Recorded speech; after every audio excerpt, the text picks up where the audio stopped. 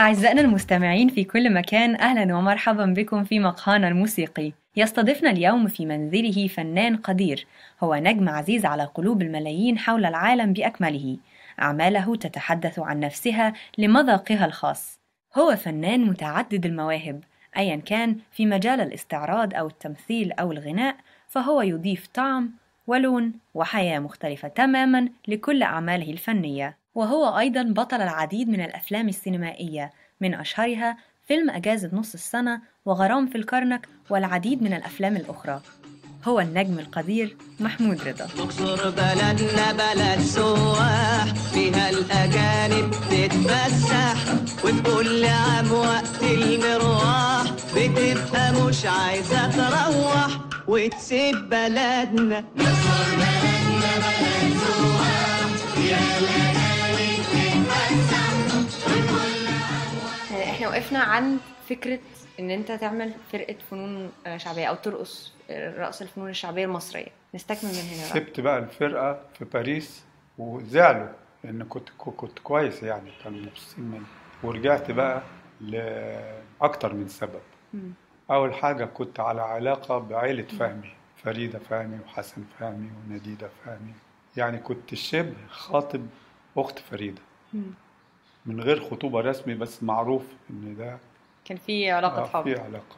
اتجوزت بقى وعشت بقى في السويس سنة تقريبا، عقبال ما لقيت جواب جايلي من الأستاذ يحيى حقي رئيس مصلحة الفنون، كان في وزارة الشباب ولا وزارة لا مش الشباب، غيروا اسمها كذا مرة، هي وزارة الثقافة يعني والسلام، الإرشاد القومي، وهو كان فيها مصلحة اسمها مصلحة الفنون ويحيى حقي كان رئيسها. فبيقول لي ان احنا بنعمل اوبريت اسمه يا ليل يا عين، بطولة نعيم عاكف، اخراج زكي طليمات، قيادة الاوركسترا عبد الحليم نويرة، غناء شهرزاد، المطربة شهرزاد وكارم محمود. يعني ده كان سنة 54 اعتقد، صح؟ تقريبا 56 56 ايام الحرب بتاعت بورسعيد.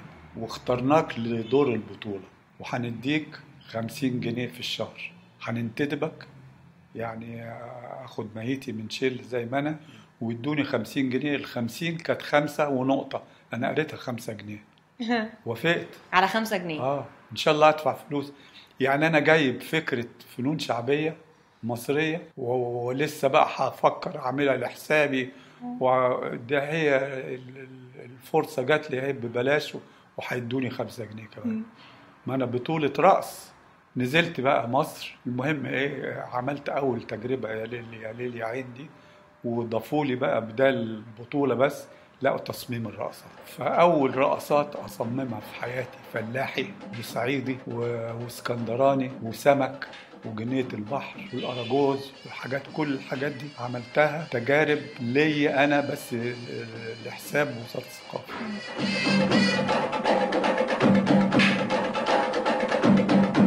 حضرتك كنت بتستوحي الحركات بتاعت الرقصات منين؟ ما اعرفش كده، يعني أنا عايش في السيدة زينب، فشفت الموالد وشفت البياعين العرق سوسو، ونص ساعة تبقي في الأرياف، ويعني حسب خبراتي القديمة لتواجدي في الأماكن دي من حياتك يعني. شفت الست بالملاية اللي بتلبسها ازاي، ما اعرفش.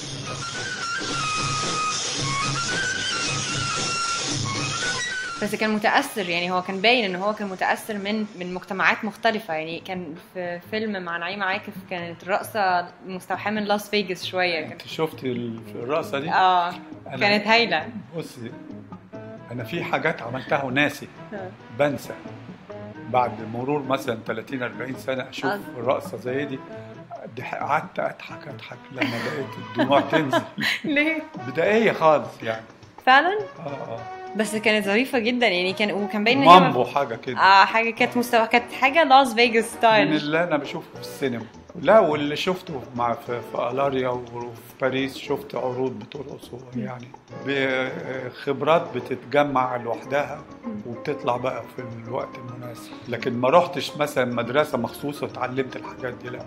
في ناس توديهم مدارس وما يتعلموش، وفي ناس بس يعني 2 فنانين يمشوا في الشارع مصورين، واحد منهم مصور يشوف حاجات التاني ما يشوفهاش. نرجع تاني لنقطة الفنون الشعبية. لما خلصنا الأوبريت يا ليل يا عين خد وقته وانتهى والميزانية خلصت، عايز أكمل المشروع بقى. فكان الوزير أياميها اسمه أستاذ فتحي رضوان، عرضت عليه إن احنا نكمل مشروع الفرقة، وحكيت له يعني على اللي أنا عايز أعمله ونكمل، ووافق مبدئيا. لكن حصل بقى ظروف كتير، الروتين الحكومي وبتاع ما نفعش، فقررنا إن احنا نعملها فرقة خاصة. أنا كنت فاكر نعملها للحكومة، فاتضح إن ما ينفعش، فعملناها فرقة خاصة. بس عايزين بقى فلوس، وعايزين في مشاكل بقى، مشاكل مادية ومشاكل سمعة الرقص وحشة. من هنا بقى نبدأ على فرقة رضا وموضوع الرقص. أيوه بالظبط. ما هو أنا بقول لك في مشاكل أنواع، مشاكل سمعة الرقص. بنعمل حاجة سمعتها وحشة. كل اللي يعرفوه عن الرقص يعرفوا رقص، لكن هو الرقص الشرقي اللي هي البطن عريانة واسمه هز البطن أو هز الوسطى، يعني حتى الأسماء غريبة. بداية التحديات اللي قابلتك وانت بتكون الفرقة، والتحديات اللي واجهتك انت كراقص فنون شعبية في وقت كان اصلا فكرة الرقص مش مقبولة في المجتمع، او منظور ليها زي ما حضرتك قلت بنظرة سلبية، وفي نفس الوقت اكتر بقى كمان ان رجل هو اللي يفعل هذا. ما هو ده اللي كنا هنبتدي نتكلم فيه بالظبط. انت جيتي في النقطة الحساسة. السمعة دي ليها حلها صعب جدا. عايز اوري ان انا بعمل حاجة مختلفة، لازم اعرف ليه الرقص سمعته وحشة. الرقص، انا كنت في باريس كان جميل، وفي روما كان جميل، وافتحي الانسيكلوبيديا وشوفي تحت كلمة رقص. هو فن طبعا، ده فن، ده أبو الفنون طبعا. يعني أول الفنون. يعني مش ممكن الفنون تبتدي بالكمانجة مثلا. ده الطفل بيتولد بيرقص. يعني بيرقص يعني إيه؟ يعني بيعبر بجسمه. كل الحكاية إن أنا الآلة بتاعتي مش كمانجة ولا ترامبيت ولا سكسفون، لا، الآلة بتاعتي جسمي.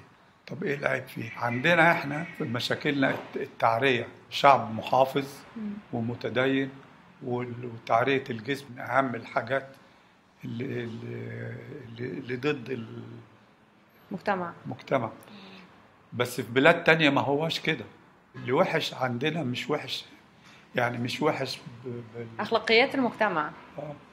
بس لازم أراعي المجتمع بتاعنا، فلازم نتحاشى الحاجات دي.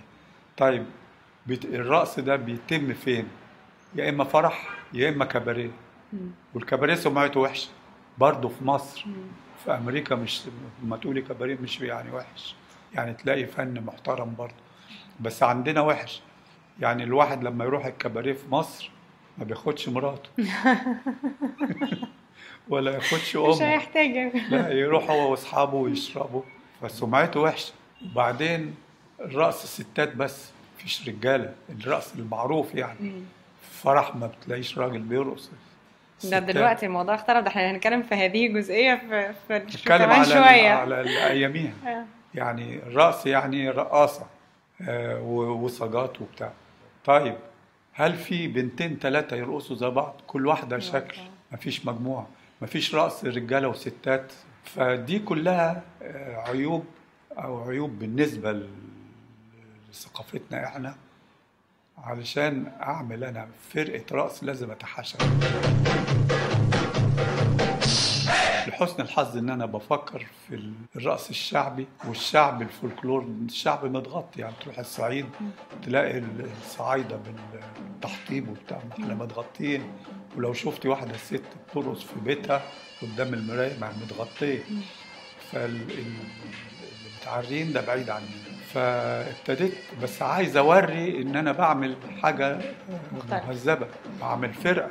طب مين هيديني ولاده وبناته عشان يشتركوا في فرقه مش عارفين هي هتعمل ايه لسه؟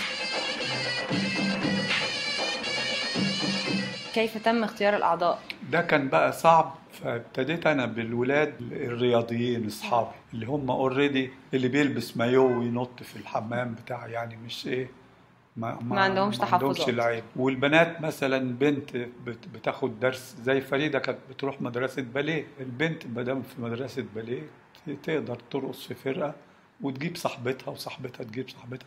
كنا عددنا في الأول 7 أولاد و7 بنات، يعني مش مشكلة كبيرة، بس برضو كان فريدة وأنا و7 أولاد و7 بنات. ده موضوع اللي هو الايه، سمعة الرقص. طيب الفن هنجيبه منين؟ فولكلور. طيب ما هو هدور في الفولكلور هلاقي المادة ماتيريال قليل. يعني مثلا اللي بيرقصوا الحجالة مثلا، الحجالة في مرسى مطروح تعمل خطوة واحدة تمشي كده تشيل رجليها من الرمل، والرجالة يقعدوا يسقفوا كده يقعدوا للصبح مبسوطين هم. بس لما تيجي بقى تعملي ده في مسرح ما اقدرش اقعد للصبح اسقف كده واعمل خطوة واحدة.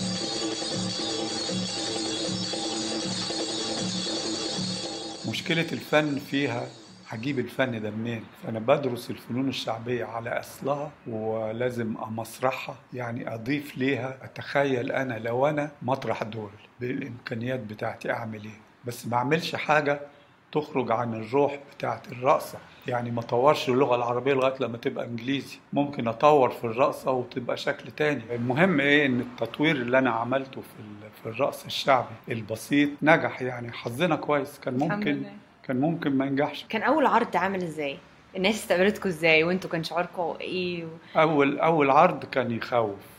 اولا كانت مشكلتنا ان احنا نلاقي مسرح، المسارح تبع وزارة الثقافة ومش عايزين يدونا. مشاكلنا كانت مع وزارة الثقافة من اول ما ابتدينا لغاية النهاردة. فالمسارح فاضية ومقفولة واحنا عايزين نأجرها وندفع فلوس. المهم كان اول عرض لينا في 6 أغسطس سنة 1959. يعني كان المفروض ان احنا نبتدي في اسكندرية مثلا، لا في مصر. خوفنا لا يكونش فيه جمهور كبير يحضر عشان صيف، الناس بتصيف.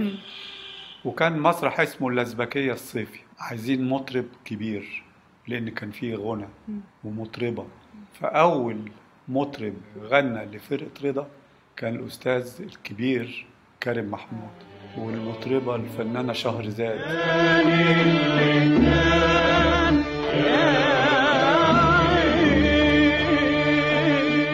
نتكلم على الافتتاح. احنا خايفين لما فيش حد يجي.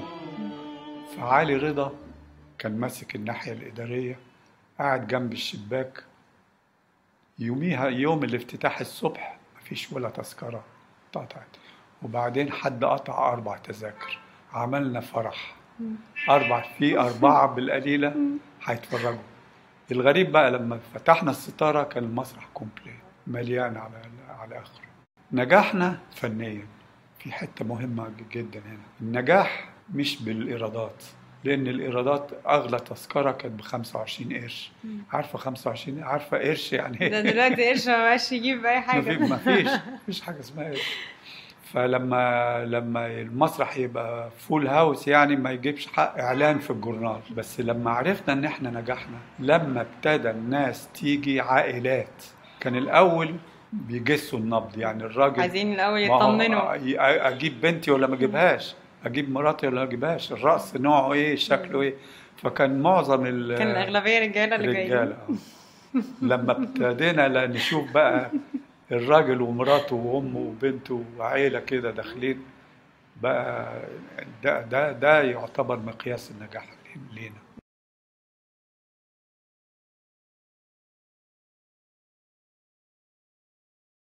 عرفنا ان احنا ماشيين في الطريق المظبوط. خدت 5-6 ولاد وعملنا رحله في الصعيد. خدنا القطر نزلنا في اسوان نروح للمحافظ، احنا عايزين نتفرج على الرقص وعلى الغنى وعلى المزيكا وعلى الازياء عشان تاخدوا افكار. فكانوا بيساعدونا، المحافظين يساعدونا. احكي لك حكايه، ذكريات ظريفه في مرسى مطروح مشهوره برقصه اسمها الحجاله. فرحت للمحافظ، فالمحافظ حولنا لسكرتير عام المحافظه اللي هو ممكن يساعدنا. سكرتير عام المحافظه كان عيان في البيت رائد، رحنا له البيت فقلت له شرحت له، قال لي بس برافو، في فرصه جميله يوم الخميس في فرح واحدة هتتجوز بيبقى فيه الحجالة والمزيكا والرقص والحاجات. قلت له متأسف ما أقدرش أستنى لغاية يوم الخميس لأن عندي رحلة هروح واحد سيوة، أنا عامل خطة مش هقدر. قال لي طيب نخليهم يتجوزوا النهاردة. ده فعلا؟ أيوة. قال لي نخليهم يتجوزوا. قلت له ازاي؟ زي ما انت ضحكت كده انا ضحكت كمان. قلت له الناس هتتجوز يوم الخميس. قال لي انت مالكش دعوة، انت هم هيفرحوا، هيتجوزوا النهاردة ويتجوزوا تاني يوم الخميس. قلت له طيب وهتجيبوا المعازيم ازاي؟ قال لي بص، راح جايب 3-4 شبان بالبنادق قدام البيت بتاع العروسة في ساحة كده، وقفوا وضربوا نار في الهواء. الناس اتلمت في ايه قالوا في الفرح النهارده. طب وفرحهم يوم الخميس حد جه ولا ما حدش جه؟ ماليش دعوه بقى، احنا كنا في سيو. اتفرجت على الفرح وتعلمت رقص الحجاله واستوحيت. انا بسمي الرقص بتاعي، ما بسميهوش رقص شعبي. الرقص الشعبي او الفولكلوري ده موجود، ده الواحد ما يخلقوش، يعني ما اصممش رقصه او الف غنوه النهارده واقول دي فولكلور. فولكلور يعني حاجه بقالها 200-300 سنه ما نعرفش مين اللي عملها، الاب خدها عن الجد والابن خدها عن الاب وما نعرفش مين اللي الفها حتى. فده الفولكلور. والناس تجتمع في الحصاد، مولد، حاجه كده، ويغنوا الحاجات اللي توارثوها، بس تحطيها على المسرح ما تنفعش. اي حاجه حقيقيه تحطيها على المسرح ما تنفعش. المسرح له نظامه الخاص. فالحاجات اللي انا بدرسها في الفولكلور الاصلي ما تتحطش على المسرح، لازم تتبلور بشكل معين. فانا بسمي اللي انا بعمله رقص مسرحي مستلهم من الفولكلور.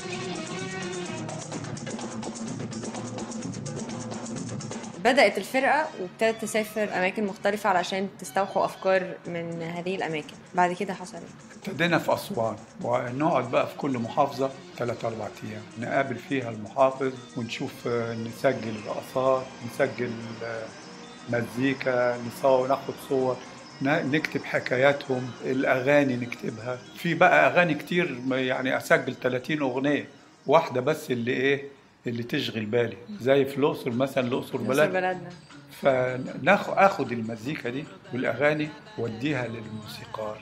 الأقصر بلدنا كانت الاغنيه دي فعلا بمزيكتها بالكلمات بكل حاجه من هي المزيكا طبعا بتتطور وتتوزع وتتحط بقى اوركسترا، والكلام هنلاقي مثلا كلمات تتغير ما تنفعش، كوبليهات نضيف كوبليهات، يعني كوبليهات تتغير تبقى بسيطه. يعني مثلا كانوا بيقولوا الأقصر بلدنا بلد سواح فيها الأجانب تتسوح. مش حلو كلمة تتسوح يعني سياحة، لكن تتسوح يعني هنا ليها معنى تاني. فنغيرها فيها الأجانب تتفسح مثلا. نصلح الأغنية ونزود عليها كوبليهات. الأقصر بلدنا على الخارطة يتحط من تحتها شرط، ده المؤلف بقى. حضرتك متذكر الأغنية الأصلية كانت إيه؟ هي بس كده، الأقصر بلدنا بلد سواح فيها الأجانب تتسوح، وكل يوم وقت المروح تبقى مش عايزه تروح وتسيب بلد بس، وتتكرر بقى. لا احنا ما ينفعش، لازم نضيف بالمبسوطين اخر بسطه على ارضها تمخطر يا اسطى. بالمبسوطين اخر بسطه ولف بينا اي والله اجمل مدينه اي والله، ولف بينا اي والله اجمل مدينه اي والله.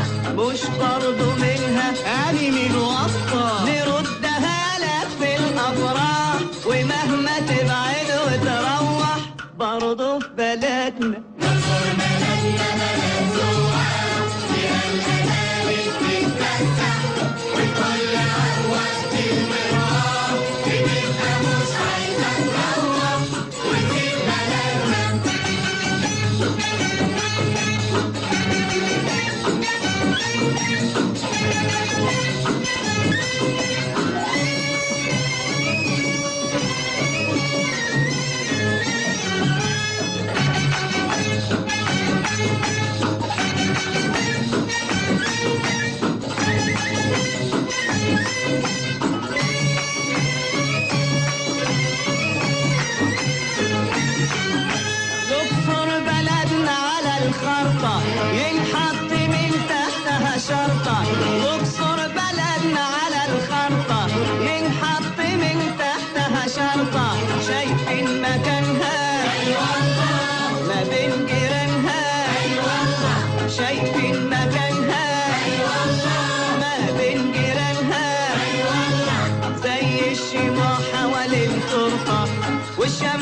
تطلع كل صباح بفرحة وبدمع تروح لفراق بلدنا.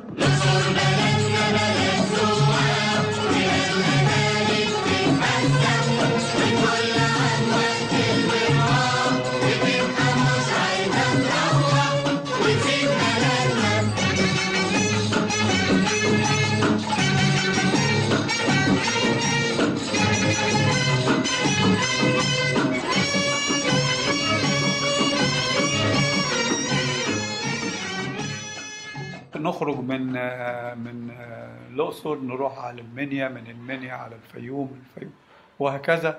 جمعنا الصعيد. كان البرنامج اللي بعد كده كانت رقصة لكل محافظة. بعد كده كان كل ما يكون عندنا وقت فاضي طبعا بننشغل بقى في تقديم مواسم وسفريات، كل ما الاقي نفسي فاضي اروح حتة. يعني مرسى مطروح وسيوة دي خدت فترة، وبعدين الدلتا والشرقية والمنصورة والحاجات دي وهكذا. جمعنا بقى اللي نقدر عليه، وكل ما نعمل كذا محافظة نعمل برنامج جديد. ده كان الاستعراض التاني، كان أو الفكرة التانية. أول فكرة كانت بسرعة كده اللي أنا عارفه من الفلاحين، كان الأغاني زي ما قلت لك كريم محمود وشهرزاد، وبعدين أعمل رقصة اسمها الناي السحري، مولد، وهكذا. الحاجات اللي أنا عارفها اوريدي. بعد كده لما رحت المحافظات بقيت أعمل رقصة لكل محافظة.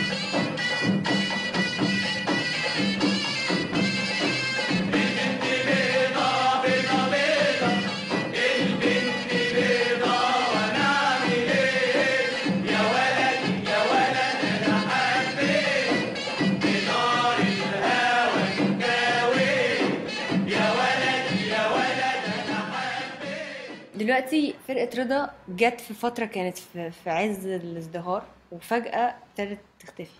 ايه اللي حصل؟ يعني ايه اللي حصل في النص خلى ده يحصل؟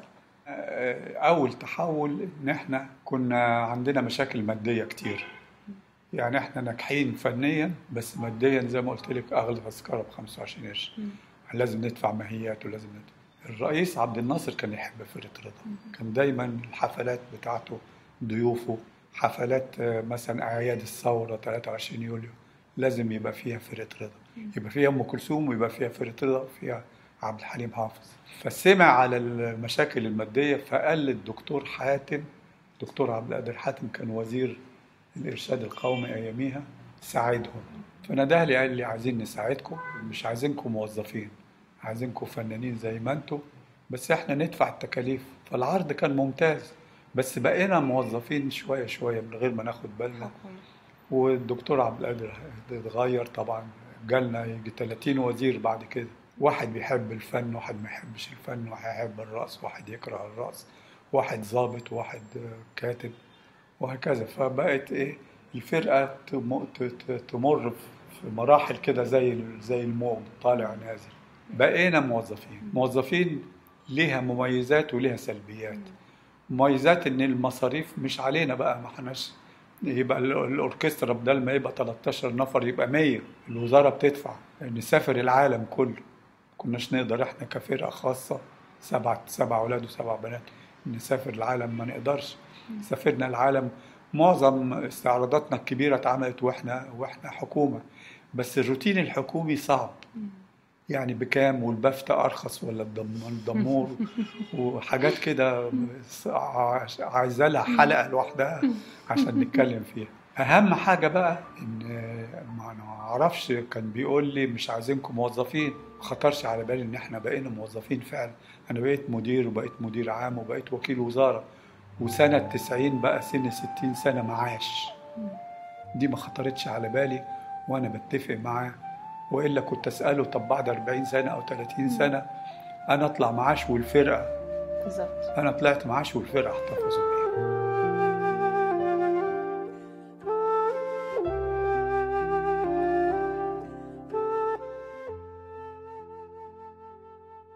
الفرقة دلوقتي هم بيحاولوا، في راقصين كويسين وفي مدربين وفي، بس الروتين الحكومي أنا كنت بعافر معاه، وأنا كوكيل وزارة يمكن يبقى عندي سلطات أكتر من مدير فرقة تبع وكيل وزارة تاني وتبع موظفين يعني. وأنا وكيل وزارة كنا بنجمع معلومات علشان ندي مكافآت، نشوف عندنا كم واحد كم موظف. كان عندنا 1500 موظف مش فنان على 3 فرق تبع لفرقة رضا. لا، فرقة رضا والفرقة القومية والفرقة الاستعراضية والسيرك. فرقة رضا احتفظت لحد ما حضرتك طلعت معاش، احتفظت بال7 أولاد و7 بنات؟ لا، ده احنا توسعت، بقينا 100 موسيقي. بس أنا كنت وكيل وزارة، كنت أقدر برضو أجيب لهم حقوقهم بقدر الإمكان، ولو إن برضو صعب، لكن عدم وجودي برضو يفرق. إن أنا مش بس مدير فرقة، أنا كنت وكيل وزارة، يعني أقدر أحط ميزانيات أكتر، وبرضو ملتزم بفرق تانية، مش بس أدي فرقة رضا فرقتي. طب والموظفين دول 1500 موظف، كل واحد له مشاكله، له علاواته ودرجاته وترقياته، ده بيطغى على مشاكل الفنية. فهي فرقة رضا تايهة في المشاكل دي، اتظلمت. امتى تفرقوا ل7 أولاد و7 بنات وابتدى الناس الجديدة تدخل؟ لا، باستمرار بقى، يعني الواحد الجيل قولي 10-15 سنة وتقدري تقولي ده جيل وده الجيل الثاني وده ممكن يستنى من الجيل الأول، يستنى بعضهم إذا كان محتفظ بلياقته، إذا كان يبقى مدرب، بس دايما عايزين تجديد. أصل الرأس ده عايز شباب. خدنا القطر يوم من مصر ساعة عصر، لما وصلنا في آخر الليل رحنا نحايل في المختص، قال الرأس مياعة وهجص، شفنا حاجات بتهد الحيل. هل محمود رضا بيعتبر ان هو تخلى عن فرقة رضا؟ لما بيقعد مع نفسه كده يفكر في انت عارفة اللي يقولوا عليه، فاكرة أيام عبد الحكيم عامر لما يقولوا هو انتحر ولا انتحروه، هو تخلى ولا تخلوه. ما أنا جيت في سن 60 وقالوا لي معاش، طب أعمل إيه؟ معاش من الأول خالص، يعني بيحس إن هو ليه مسؤولية شوية في الحتة دي، إن هو من الأول خالص عمل الاتفاقية إن هي تكون تابعة للحكومة. لا، ما هو العرض كان كويس، مش عايزين موظفين، انتوا فنانين تعملوا فنكم، محدش يتدخل في شغلكم، واحنا ندفع التكاليف، حطي نفسك مطرح. الفلوس واحنا أغرت. مش لاقيين. الفلوس أغرت الفرقة، أو ممكن نقول الفلوس غرقت الفرقة. لا، مش الفلوس، يعني في وقت، أنا قصدي إن في الوقت قبل ما تبقى تابعة للحكومة، يعني هي كانت في نجاح كبير جدا، بعيدا عن ان هي ترتبط بس نجاح فني مش مادي كان مشاكل. ليه بقى؟ المسارح تبع وزارة الثقافة، زي ما قلت لك في كلمة كده عابرة، قلت مشاكلنا ابتدت مع وزارة الثقافة ولغاية دلوقتي مع وزارة الثقافة. فرقة رضا فين دلوقتي؟ يعني فرقة رضا تبع وزارة الثقافة. لا، ما بتابعهاش. بتابع الأفراد كأصدقاء، إنما ما بحبش أتدخل في شؤونهم الفنية. عندهم مشاكل أنا ما أقدرش أحلها، ماليش سلطات.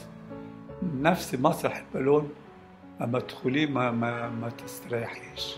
هل بتقابل الأعضاء حتى؟ بقابلهم وبيقولي.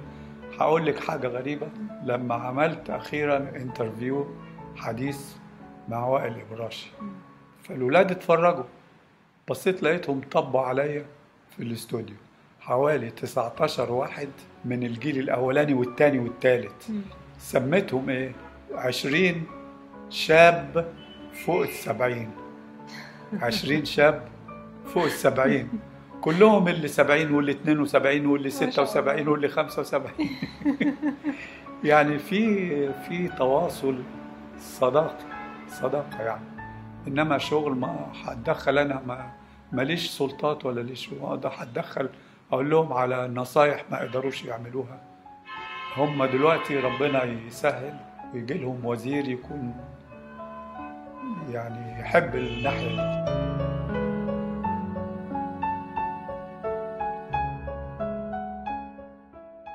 ايه اكتر قرار حاليا بحس ان انت ندمان عليه، او اكتر حاجة حسيت ان انت قصرت فيها من ناحية الفرقة؟ مش عارف مفيش؟ يعني ما عملتش مصايب اندم عليها، لا. قرار معين اتاخد او حاجة كانت المفروض تتعمل ما اتعملتش؟ هو مش قرار اتاخد، قرار ما عرفناش ناخده. يعني هم دلوقتي الولاد كانوا، الولاد والبنات الموسيقيين والراقصين بيشتغلوا في فرقة رضا بعقود، فالعقد ما نقدرش يعني الموظف يقدر يترقى يبقى درجة كذا وبعد درجة كذا، مستقبله يعني في ترقيات ومضمون، ولما يخرج ياخد معاش، يعني في ضمانات أكتر.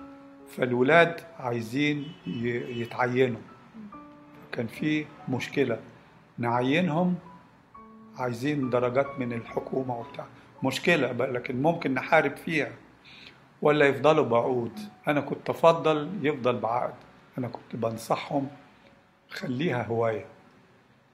يعني زي مثلا أنت غاوية تلعبي باسكت، عندك وظيفة بتشتغلي في وظيفة وبتاخدي منها ماهية ومستقبل ومعاش لكن بتلعبي باسكت كهواية. لو بقى الباسكت شغلتك هتلعبي كم سنة؟ هتلعبي 10 سنين ويقول لك مع السلامة. فدي الحتة اللي ما كناش عارفين نحكمها.